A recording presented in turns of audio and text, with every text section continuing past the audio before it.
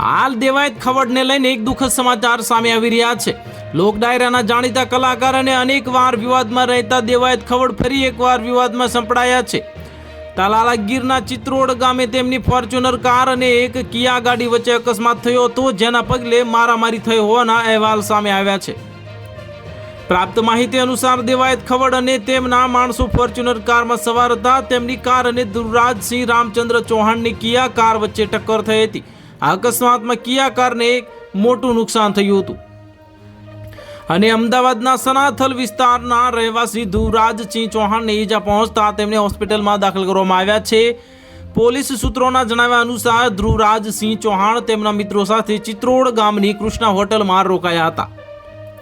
તેમણે ગીરમાં હોવાનું સ્ટેટસ સોશિયલ મીડિયા પર મૂક્યું હતું, જેના કારણે દેવાયત ખવડ અને તેમના માણસોએ તેમની રેકી કરીને બબાલ કરી હોઈ શકે છે। અકસ્માત બાદ દેવાયત ખવડ માણસોએ ધ્રુવરાજસિંહને માર માર્યા હોવાના પણ સમાચાર સામે આવી રહ્યા છે। તો હાલ માટે આટલું જ। મળીશું નવી અપડેટ સાથે। જો તમને અમારા વિડીયો પસંદ આવતા હોય તો વિડીયોને લાઇક કરી દેજો, ચેનલને સબસ્ક્રાઇબ કરી બાજુમાં આવેલા બેલ આઇકનને દબાવી દો, જેથી તમને આવા સમાચારની અપડેટ મળતી રહે।